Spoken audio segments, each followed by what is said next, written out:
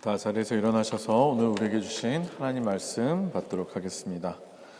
오늘 우리에게 주신 말씀은 누가복음 16장 19절에서 31절까지의 말씀입니다.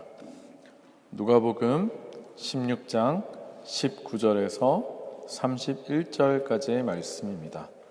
제가 가진 성경 신약 성경 131쪽입니다. 다 찾으신 줄로 알고 제가 봉독하도록 하겠습니다. 어떤 부자가 있었는데 그는 자색 옷과 고운 베옷을 입고 날마다 즐겁고 호화롭게 살았다. 그런데 그 집 대문 앞에는 나사로라 하는 거지 하나가 헌데투성이 몸으로 누워서 그 부자의 상에서 떨어지는 부스러기로 배를 채우려고 하였다. 개들까지도 와서 그의 헌데를 핥았다. 그러다가 그 거지는 죽어서 천사들에게 이끌려가서 아브라함의 품에 안기었고 그 부자도 죽어서 묻히었다. 부자가 지옥에서 고통을 당하다가 눈을 들어서 보니 멀리 아브라함이 보이고 그의 품에 나사로가 있었다. 그래서 그가 소리를 질러 말하기를 아브라함 조상님, 나를 불쌍히 여겨 주십시오. 나사로를 보내서 그 손가락 끝에 물을 찍어서 내 혀를 시원하게 하도록 하여 주십시오. 나는 이 불 속에서 몹시 고통을 당하고 있습니다 하였다. 그러나 아브라함이 말하였다. 얘야, 되돌아보아라. 내가 살아있을 동안에 너는 온갖 호사를 다 누렸지만 나사로는 온갖 괴로움을 다 겪었다. 그래서 그는 지금 여기서 위로를 받고 너는 고통을 받는다. 그뿐만 아니라 우리와 너희 사이에는 큰 구렁텅이가 가로놓여 있어서 여기에서 너희에게로 건너가고자 해도 갈 수 없고 거기에서 우리에게로 건너올 수도 없다. 부자가 말하였다. 조상님 소원입니다. 그를 내 아버지 집으로 보내주십시오. 나는 형제가 5이나 있습니다. 제발 나사로가 가서 그들에게 경고하여 그들만은 고통받는 이곳에 오지 않게 하여 주십시오. 그러나 아브라함이 말하였다. 그들에게는 모세와 예언자들이 있으니 그들의 말을 들어야 한다. 부자는 대답하였다. 아닙니다. 아브라함 조상님.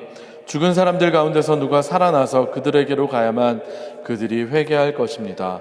아브라함이 그에게 대답하였다. 그들이 모세와 예언자들의 말을 듣지 않는다면 죽은 사람들 가운데서 누가 살아난다고 해도 그들은 믿지 않을 것이다. 아멘. 이는 살아계신 하나님의 말씀입니다. 다 자리에 앉으시겠습니다. 잠시 기도하고 하나님의 말씀 같이 나누도록 하겠습니다. 하나님 감사합니다. 우리들을 하늘을 바라보며 또 하늘의 뜻을 알며 살아갈 수 있는 존재로 삼아주시니 감사합니다. 우리들 이 어지럽고 또 전쟁의 소문이 들려오는 이 마지막 때에 항상 하늘의 뜻을 더욱더 바라보며 하나님 자녀답게 사는 우리들 되게 하여 주시옵소서. 오늘 또 하나님의 말씀을 듣고자 합니다. 말씀을 듣고 하나님의 말씀에 순종하며 또 삶으로 살아내는 우리들 되게 하여 주시옵소서. 전하는 자나 듣는 자나 은혜의 시간 되게 하시고 오직 주님만이 영광 받으시는 주님의 음성이 온전히 전파되는 시간 되게 하여 주시옵소서. 모든 말씀 예수님 이름으로 기도합니다. 아멘. 할렐루야. 요한 형제 찬양 너무 먹먹한데요. 숙연하게 만드는 그런 너무 아름다운 찬양이었습니다. 감사합니다. 네, 오늘도 특별히 이렇게 주일을 맞아서 예배에 오신 여러분들을 주님의 이름으로 환영합니다. 그리고 여러 가지 사정이 있으셔서 집에서 또 유튜브를 통해서 예배를 드리시는 우리 성도님들 모두 주님의 이름으로 환영합니다. 오늘의 말씀을 준비하면서 제목을 뭐라고 적을까? 사실 설교자에게 있어서 제목을 정하는 것도 굉장히 중요한 일이거든요. 어떻게 하면 오늘의 설교를 가장 핵심적으로 나타낼 수 있는 말을 적을 수 있을까 참 고민을 했는데 고민 끝에 정한 것이 바로 오늘 주보에 나와 있는 것입니다. 뭐라고 적혀 있죠? 보고 계십니까? 네? 주보 보고 계십니까? 오늘 설교 제목이 보고 계십니까입니다. 되게 썰렁했죠? 네, 사실 이 질문은 보고 계십니까라는 이 질문은 주어도 목적어도 빠져있는 어떻게 보면 문장적으로는 불완전한 문장입니다. 오늘 저의 설교가 끝날 때 저는 여러분들에게 한번 완벽한 문장으로 질문을 던지고자 합니다. 그래서 그 질문에 대답을 잘 하실 수 있는 여러분들이 되시기 바랍니다. 몇 년간 제가 독일에 살면서 원래도 알고 있었지만 독일은 참 축구를 사랑하는 나라구나, 온 국민이 축구를 좋아하고 또 축구를 하는 나라구나라는 걸 다시금 깨닫게 되었습니다. 안타깝게도 저는 축구보다는 야구를 좋아하고 축구를 하는 걸 그닥 좋아하지 않기 때문에 저에게는 그닥 포어타일이 있지는 않지만, 그래도 축구를 좋아하는 사람들에게는 독일만큼 좋은 나라는 없는 것 같습니다. 그런데 축구와 또 축구와 비슷한 다른 스포츠 경기를 볼 때 가장 재미있고 희열을 느낄 때가 언제인지 아십니까? 운동 경기를 볼 때, 국가대항전도 마찬가지고 어떤 스포츠 경기를 볼 때 가장 짜릿한 순간, 그때가 언제인지 아십니까? 그것은 바로 역전승. 분명히 패색이 짙어서 경기 내내 지는 것 같아서 화가 나서 TV를 끌까 말까 고민하고 있던 순간에 극적인 역전승을 거두는 그런 경기를 보면 상당히 짜릿한 쾌감을 느끼고 참 기쁨을 느끼게 됩니다.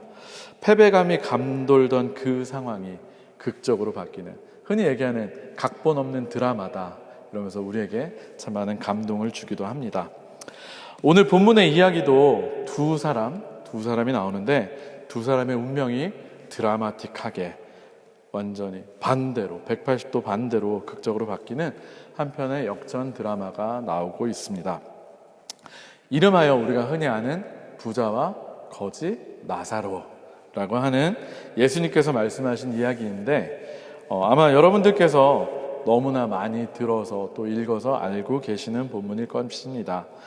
저는 오늘 우리가 읽은 것과 같이 부자와 거지 나사로가 어떻게 생전에 이 생에서의 삶과는 달리 역전된 삶의 결과를 얻게 되었는지, 그 이유를 통해서 우리의 삶을 한번 돌아보는 시간을 갖고자 합니다.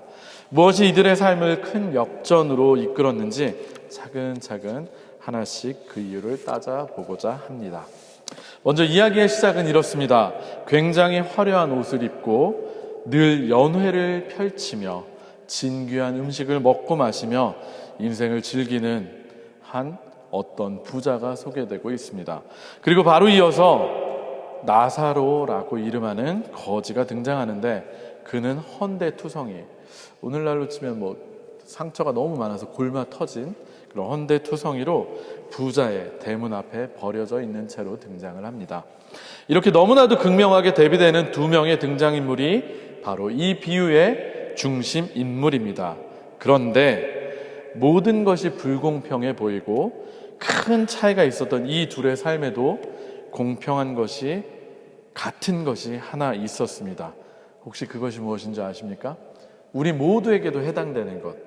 어떤 인생을 살건 간에, 어떤 모습으로 살건 간에 사람이라면 누구나 공평하게 받아들여야 하는 것. 그것이 무엇이죠? 죽음. 맞습니다. 이 둘도 역시 동일하게 죽음을 맞이하게 되었습니다. 그런데 이게 웬일입니까? 놀라운 반전, 상황의 역전이 이들이 죽고 난 바로 다음부터 일어나기 시작했습니다. 살아있을 때는 너무나도 비참하고 불쌍했던 거지 나사로는 천사들에게 이끌려가서 나사로의 아브라함의 품에 안겨서 쉼을 얻은 반면에 세상에서 정말로 많은 것을 누리고 호화롭게 살던, 즐기던 부자는 죽어서 묻힌 후에 지옥에서 고통 중에 불구덩이 가운데에서 신음하게 된 것입니다. 그야말로 처지가 180도 완전히 달라진 역전이 벌어진 것입니다. 과연 무엇이 이 둘의 처지가 이렇게 바뀌게 한 것일까요? 어떻게 해서 나사로는 하나님 아브라함의 품에 안기게 되었고 부자는 지옥불 속에서 신음하게 되었을까요? 오늘의 본문 24절에 보면 지옥에서 고통당하는 부자가 아브라함을 향해 자신을 불쌍히 여겨달라고 부탁하며 소리치는 장면이 나오는데, 이에 대해서 아브라함은 이렇게 대답을 합니다. 우리 25절 아직 덮지 않으셨으면 성경책 한번 같이 보실까요? 25절, 주보에는 다른 본문이 써 있으니까 우리 성경책을 한번 보실까요? 25절, 그러나 아브라함이 말하였다. 얘야, 되돌아보아라. 내가 살아있을 동안에 너는 온갖 호사를 다 누렸지만 나사로는 온갖 괴로움을 다 겪었다. 그래서 그는 지금 여기서 위로를 받고 너는 고통을 받는다. 이것은 언뜻 보면 우리에게 굉장한 오해를 살 만한 내용이 됩니다. 단순히 이 세상에서 누리고 살면 지옥에 떨어지게 되고, 이 세상에서 괴로움을 받으면 천국에서 위로를 받게 된다? 여러분은 이 설명이 납득이 가십니까? 이 설명이 납득이 가십니까? 한번 고민 안 해보셨나요? 저는 사실 이 설명이 잘 납득이 가지를 않습니다. 얼핏 보면 맞는 말 같지만 실제로는 공평해 보이진 않습니다. 왜냐하면 이 땅에서 누리고 산 부자들이라고 해서 모두가 다 지옥에 간다는 것은 믿음으로 구원받고 천국 간다고 하는 말씀에 맞지 않을 뿐만 아니라 이 생에서 단순히 고통을 받았다고 천국에 간다는 것 역시도 같은 이유로 옳지 않아 보이기 때문입니다. 더욱이 이 생에서의 삶은 굉장히 짧고 죽음 이후는 영원하기 때문에 더 그렇게 저는 생각이 들었습니다. 만약 이것이 모든 이유의 전부라면 저는 아마도 이 설교를 부자들이 많은 곳에서는 결코 이 본문을 가지고 설교를 할 수 없을 것입니다. 특별히 한국의 강남과 같은 곳에서는 저는 이 본문에 펼치지도 못할 것입니다. 물론 여기 계신 우리들처럼 특별히 엄청난 부자도 없고 대부분 그냥 가난한 저희들 같은 넉넉하지 않은 유학생들과 이민자들 사이에서는 또 환영을 받을 수 있는 본문이긴 하지만 말입니다. 여기에서 우리는 다소간의 오해를 없애기 위해서 이 본문이 위치한 자리를, 이 본문이 위치해 있는 성경에서의 위치를 생각해 보아야 합니다. 이 비유는 누가복음 16장에 위치해 있고, 16장은 재물에 관련된 비유들이 모여 있는 장입니다. 특별히 그 중에서도 이 본문이 누구를 대상으로 하시는 말씀인고 하니 바리새인들을 중심으로 청중으로 하고 있는 비유입니다. 사실 당시의 바리새인들에게 있어서 재물은 우리가 생각하듯이 단순한 부가 아니었습니다. 그들은 세상에서 재물을 얻고 성공하는 것이 하나님으로부터 복을 받은 것의 증거라고 믿었습니다. 이른바 신명기적인 관점이라고 하는데 요지는 이렇습니다. 하나님의 말씀대로 순종하면 복을 받고 하나님의 말씀대로 살지 않으면 저주를 받는다는 그런 신학입니다. 그래서 그들에게 있어서 부자가 되고 사람들이 보기에 복을 받았다는 것, 부자가 되었다고 하는 것은 하나님의 말씀대로 살고 있다는 하나의 증거가 될 수 있다고 믿었습니다. 실제로 이러한 신학이 한국에서 주류가 되었던 적이 있었습니다. 경제 발전과 교회의 성장이 맞물려지면서 예수 잘 믿으면 복 받는다고, 부자 된다고, 자녀가 다 잘 되고 모든 것에 축복이 임한다고 그런 설교가 강단을 넘치게 흘러나왔었습니다.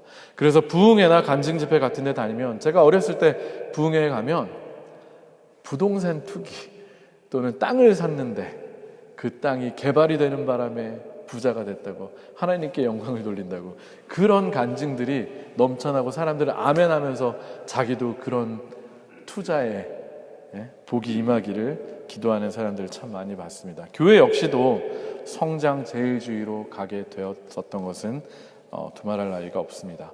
물론 저는 하나님을 잘 믿는 사람이 부자가 되고 그 하는 일들이 다 잘 되는 것이 잘못됐다고, 그것이 필요 없는 것이라고 생각하지는 않습니다. 그러나 그것이 신앙의 전부인 양, 그것이 하나님이 주시는 복의 전부인 양 생각하면서 그것만을 쫓는 것은 온전치 못하다고 생각을 합니다. 특별히 요즘처럼 경제가 나쁘고 또 장기적으로 침체에 빠져 있고 사회 구조적인 문제가 부의 불평등을 낳고 있는, 가난이 대물림되고 있는, 양극화의 문제가 심각한 사회적 문제가 되고 있는 오늘의 사회에서 그것은 더더욱 옳지 못하다고 생각이 듭니다. 어쨌든 당시의 신명기적인 신학에 빠져있던 바리새인들은 재물에 대한 16장의 비유들을 들으면서 처음에는 예수님의 말씀에 어떻게 반응을 했습니까? 예수님의 말씀에 비웃고 업신여기고 불편해합니다. 오늘의 본문의 앞부분에 나오는 16장 14절에서 15절을 제가 한번 읽어드리도록 하겠습니다. 성경을 가지신 분들은 한번 눈으로 같이 보시기 바랍니다. 16장 14절에서 15절입니다. 돈을 좋아하는 바리새파 사람들이 이 모든 말씀을 듣고 나서 예수를 비웃었다. 그래서 예수께서 그들에게 말씀하셨다. 너희는 사람들 앞에서 스스로 의롭다고 하는 자들이다. 그러나 하나님께서는 너희의 마음을 아신다. 사람들이 높이 평가하는 그러한 것은 하나님이 보시기에 혐오스러운 것이다. 아멘. 따라서 이 비유는 이처럼 기복적이고 번영신학적이며 위선적인 당시 바리새인들의 잘못된 신학과 생각을, 그 내용을 깨뜨리는 이야기가 되기도 합니다.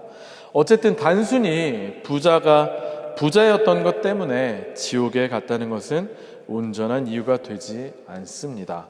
15절의 말씀처럼 겉으로 보이는 것이 아니라 하나님 보시기에 우리 눈에는 보이지 않는 중심의 문제가 분명히 있었을 것입니다.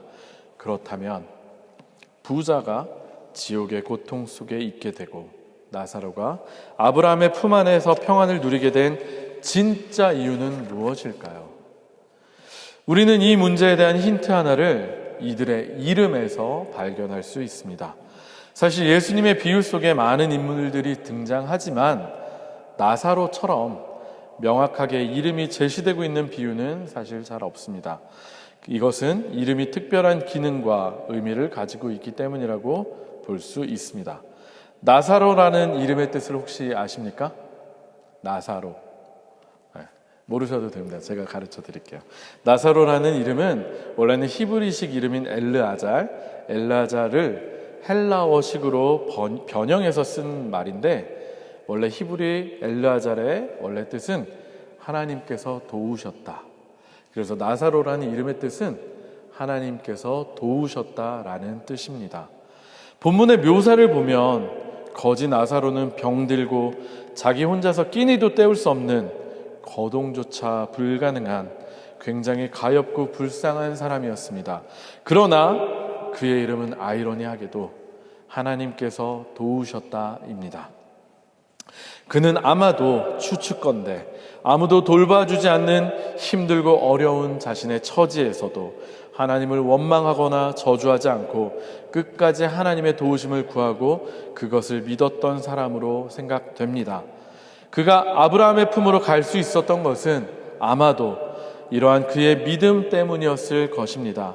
또 그의 이름을 통해서 우리가 알 수 있는 굉장히 중요한 사실 하나는, 구원은 하나님의 도우심만으로만 가능하다는 것, 곧 은혜라는 것입니다. 그리고 또 다른 주인공인 부자의 이름이 기록되지 않고 어떤 부자라고 기록되어 있는 것을 보면 어쩌면 그가 사후에 지옥에 떨어지는 것에서 볼 수 있듯이 그의 이름이 생명책에 기록되지 않은 사람이라는 것, 즉 구원을 받지 못한 사람이라는 것을 의미할 수도 있습니다.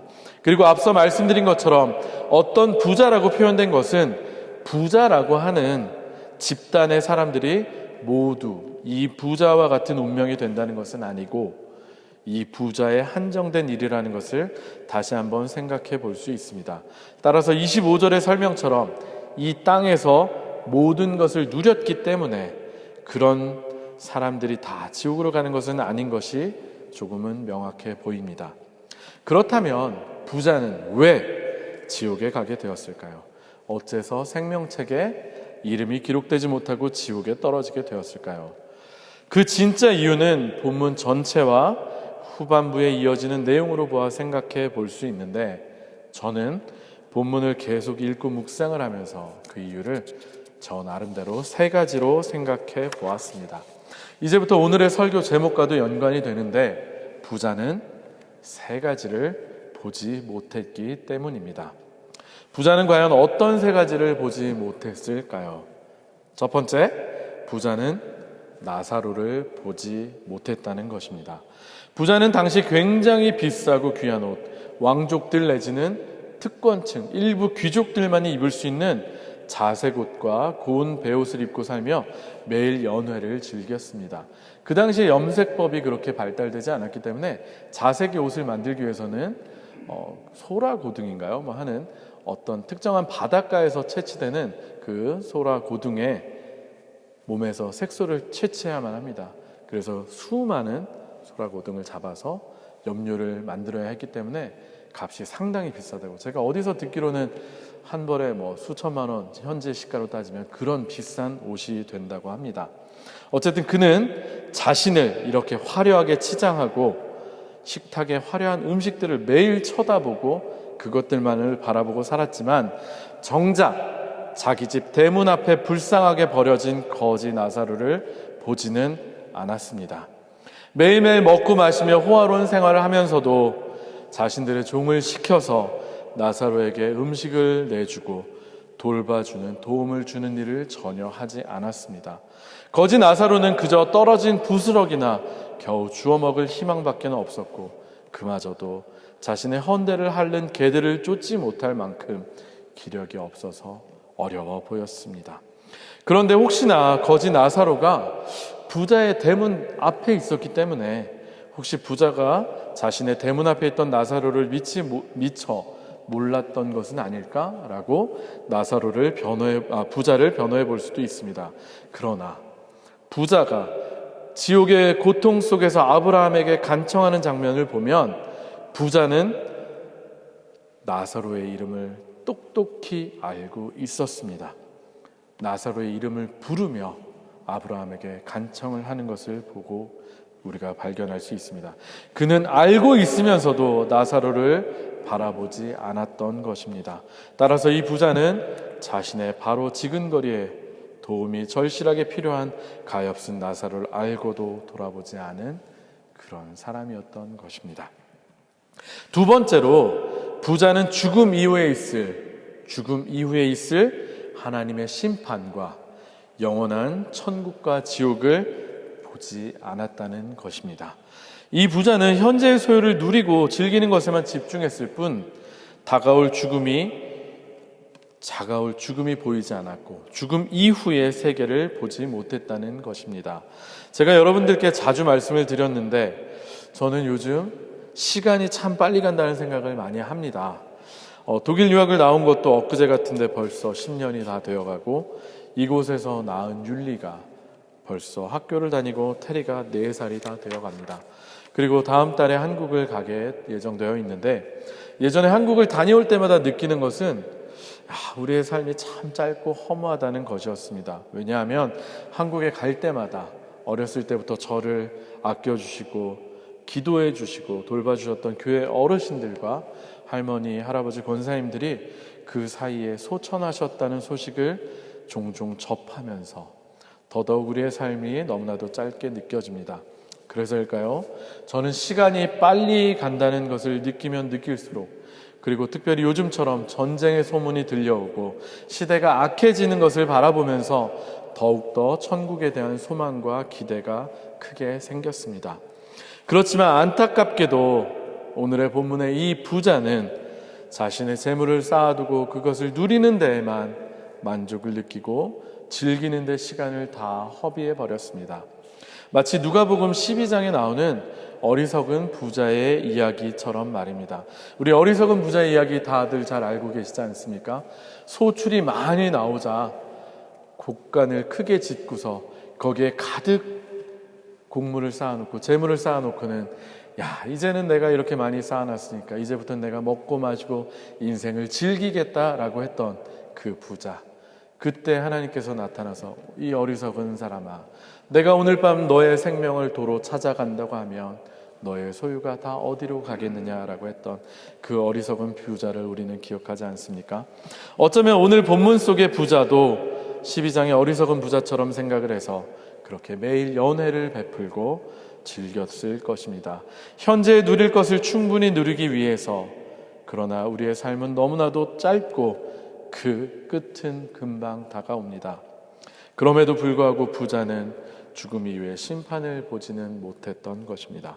최후의 심판을 보지 못했다는 것은 조금만 더 생각을 해보면 부자는 어리석은 부자와 마찬가지로 자신의 삶, 자신의 소유가 어디서부터 온 것인지를 제대로 알지 못했다는 것입니다. 내가 가진 것이 내 것이라는 생각에 갇혀서 혼자만 먹고 마시고 즐기는 데에 자신의 인생과 가진 재물을 사용한 것입니다. 그는 자신의 것이 하나님으로부터 온 것이라는, 모든 것이 은혜의 산물이라는 것을 전혀 알지 못한, 정말로 하나님 앞에서 교만한 어리석은 사람이었다는 것을 다시 한번 알려주는 것입니다. 따라서 그가 지옥에 가게 된 것은 어쩌면 당연한 것이었습니다. 세 번째, 마지막으로 부자는 모세와 선지자들로 표현된 하나님의 말씀을 제대로 보지 못했다는 것입니다. 불 속에서 고통받으면서 부자는 아브라함에게 나사로를 보내서 자신의 5 형제에게 가서 이야기를 해달라고, 그래서 자신과 같은 실패를 범하지 않고 가족들은 이 지옥의 형벌을 면하게 해달라고 부탁을 하는 것이었습니다. 그러나 그때 아브라함의 대답은 단호했습니다. 이미 그들에게는 모세와 선지자, 예언자들이 있다. 이것은 이미 그들에게 모세와 선지자로 대표되는 하나님의 말씀, 구약의 말씀이 있었다는 것입니다. 사람들은 흔히들 기적을 구하고 기적에만 집중을 하고 또 혹하게 됩니다. 기적이 있어야만 믿음을 갖겠다고 이야기를 하는 사람들도 있습니다. 하지만 그 기적은 영원하지 않습니다. 예수님께서 사람들에게 수많은 기적을 베푸셨지만 결국은 어땠습니까? 기적이 그친 다음에는 사람들은 예수님을 떠나지 않았습니까? 기적은 잠시뿐입니다. 다만 하나님의 말씀만이 영원히 우리 곁에 남아 있습니다. 과연 여러분들은 그 영원하신 하나님의 말씀을 보고 계십니까? 또한 여기서 우리가 기억해야 할 중요한 사실은 부자가 부탁했던 일이 실제로, 아브라함은 거절했지만 실제로 그 일이 일어났다는 사실입니다. 예수님이 십자가를 지시고 돌아가신 후에 분명히 살아나셨습니다. 그럼에도 예수께서 살아나신 부활의 사건이 일어났음에도 유대인들은 어땠습니까? 예수님을 믿지 않았습니다. 그리고 또한 재밌는 것이 하나 있는데, 우연하게도 성경 속에서 예수님께서 죽어서 이미 장사되어서 썩은 내가 나는 사람을 살리신 기적이 일어났었습니다. 그 죽었다 살아난 사람이 누군지 아십니까? 그 사람의 이름이 예수님이 말씀하시니 죽은 나사로가 살아났다네. 예수님이 말씀하시니 죽은 나사로가 살아났다네. 네, 맞습니다. 물론 동일한 나사로는 아니지만 예수님께서 죽었다가 살리신 사람의 이름도 여러분들이 잘 아시는 대로 나사로였습니다. 그러나 어땠습니까? 역시 성경을 보면 나사로를 살리신 예수님을 믿고 따르기보다는 오히려 나사로까지도 죽이고자 모의했던 사람들이 바로 당시의 사람들이었고 당시의 종교 지도자들이었습니다. 이것은 어쩌면 오늘날 우리들에게도 마찬가지입니다. 혹시 여러분들도 놀라운 기적만을 원하고 기대하며 정작 예수님을 믿고 따르는 데에는 전혀 관심이 없으시지는 않으십니까? 사랑하는 성도 여러분, 하나님의 말씀이 오늘의 우리에게까지 전해져서 또 우리가 읽을 수 있는 글자로 번역이 되어서 늘 하나님의 말씀을 읽고 들을 수 있다는 것이 진정한 기적이고 은혜임을 기억하시기 바랍니다. 그리고 그 말씀을 늘 읽고 그 말씀대로 순종하며 살아시기를 부탁드립니다.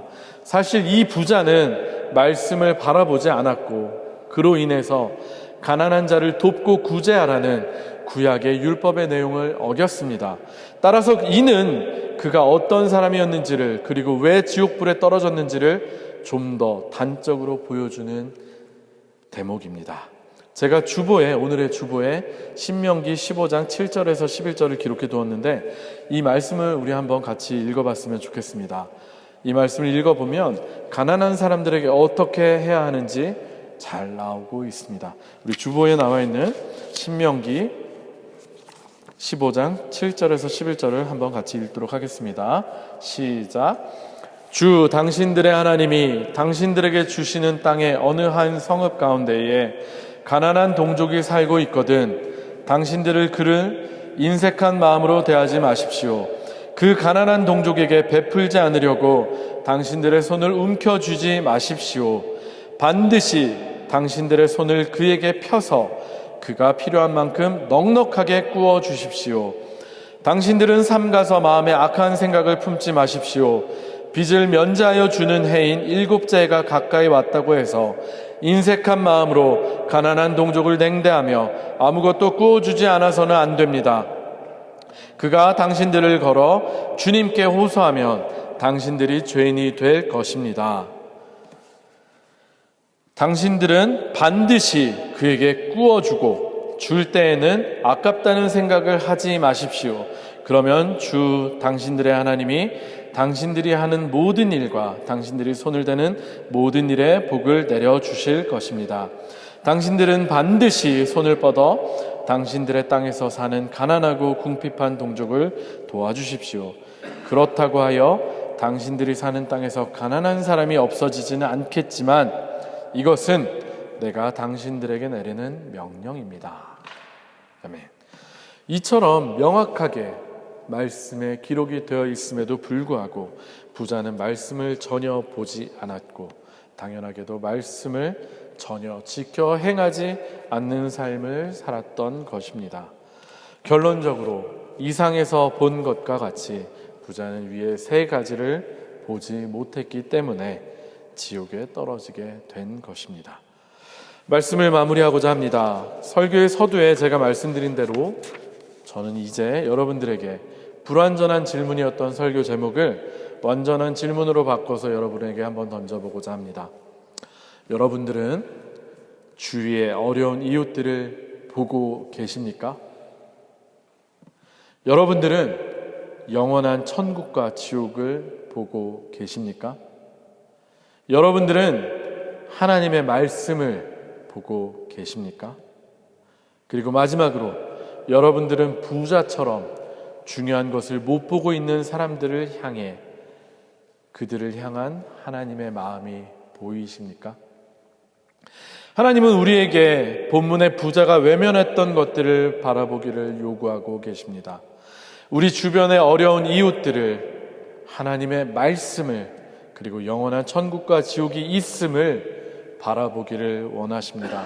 그리고 그것보다 먼저 우리 자신을, 우리의 마음을 자세히 바라보기를 원하십니다. 그리고 우리가 하나님의 마음을 바라보기를 원하십니다.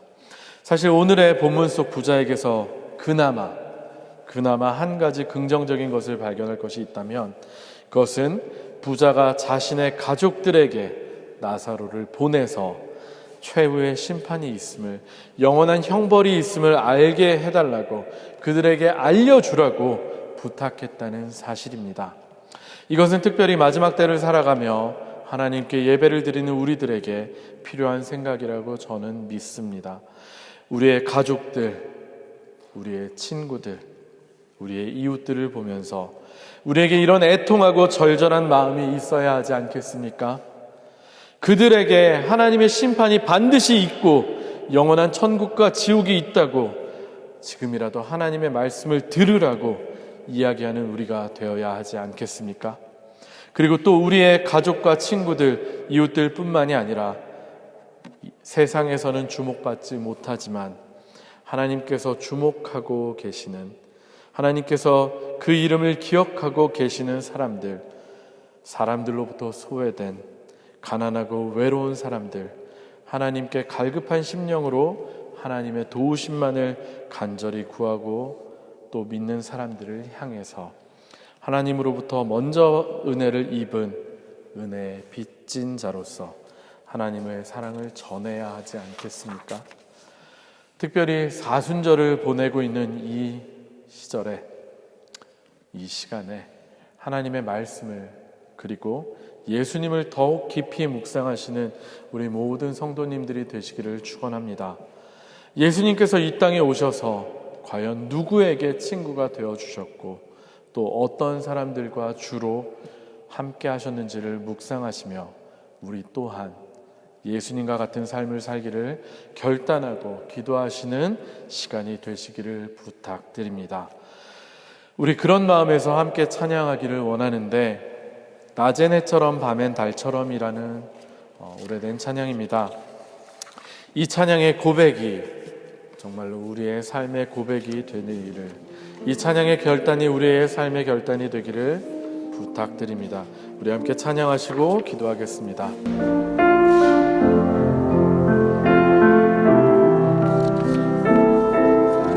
낮엔 해처럼 밤엔 달처럼, 낮엔 해처럼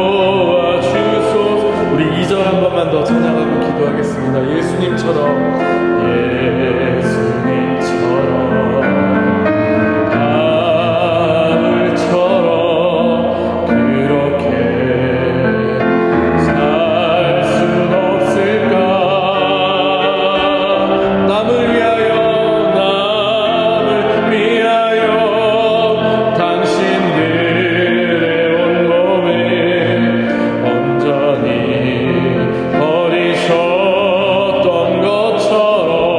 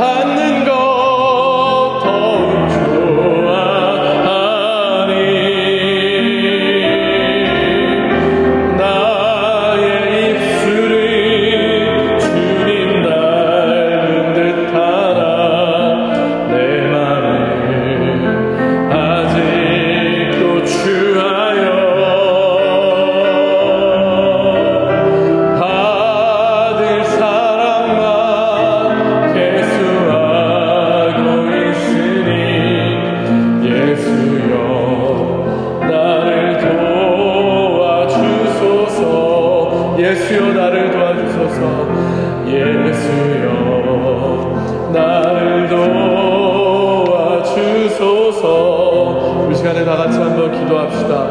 혹시나 우리는 이 부자처럼 우리가 봐야 할 것을 보지 못하고 있지는 않습니까? 우리 주위에 하나님의 사랑을 필요로 하는 많은 이웃들이, 어려운 사람들이 있음에도 그들을 바라보지 못하고 있지는 않습니까? 그리고 반드시 말씀을 들어야 하고 반드시 이 세상의 끝에 천국과 지옥이 있음을 알아야 하는 사람들이, 아직도 모르고 살고 있는 사람들이 주변에 많이 있는 것을 우리가 외면하고 살고 있지는 않습니까? 그리고 우리에게 하나님께서 말씀을 주셨음에도 우리가 말씀을 전혀 보지도 않고 그 말씀대로 행하지 않고 있지는 않습니까? 우리가 찬양으로 고백했던 것처럼 우리는 예수님처럼 바울처럼 살아야 할 텐데 여전히 우리의 개인적인 욕심을 따라서 우리의 필요를 충족하기 위해서만 살고 있지는 않은지 우리의 것을 돌아보길 원합니다. 우리 시간에 그 마음으로 하나님 앞에 기도합시다. 하나님, 우리가 주님을 바라보기 원합니다. 바라봐야 할 것을 바라보기 원합니다. 하나님의 말씀을 바라보며 하나님의 말씀대로 살며 우리의 이웃들에게 사랑을 전하고 말씀을 전하길 원합니다 라고 우리 한번 같이 기도합시다. 하나님 아버지, 우리들을 불쌍히 여겨주시옵소서. 우리들을 불쌍히 여겨주시옵소서. 이 영원하지 않은 이 짧은 삶을 살면서도 하나님, 우리가 영혼을 바라보며 하나님의 천국을 바라보며 살지 못했음을 용서하여 주시옵소서. 하나님의 말씀이 모세와 선지자들과 수많은 증인들로 정말로 지금까지 전해져 내려온 우리의 하나님의 말씀이 있음에도 말씀을 보지 못하고 또 그 말씀대로 살지 못했음을 용서하여 주시옵소서. 하나님, 그리고 이 시간에도 하나님의 도움의 손길을 바라며 하나님의 은혜를 구하는 사람들이 있음에도 우리가 그들을 바라보고 또 그들에게 다가가지 못했음을 용서하여 주시옵소서. 반드시 하나님의 복음을 들어야 할 사람들, 내 가족과 내 형제와 내 이웃들이 아직도 주님을 모른 채 죽어가고 있음에도 하나님, 그들에게 주님을 증거하지 못하였음을 용서하여 주시옵소서. 아버지, 특별히 이 사순절을 보내며 주님께서 왜 이 땅에 오셨고 과연 누구와 함께 하셨고 어떤 사람들에게 하나님께서 함께 하셨는지를 바라보며 우리도 그 주님처럼 살기를 결단하고 또 바라보는 우리가 되게 하여 주시옵소서. 이제 우리의 눈이 열리기 원하며 우리의 삶이 변하길 원하며 결단하길 원합니다. 하나님, 불쌍한 우리를 함께 하시고 연약한 우리에게 힘을 주시고 하나님 인도하여 주시옵소서. 하나님 아버지, 감사합니다. 오늘 부자와 나사로의 이야기를 통해서 우리가 바라봐야 할 것들이 무엇인지를, 또 우리가 어떻게 살아야 할지를 또 찬양하며 또 말씀 가운데 결단하게 하시니 감사합니다.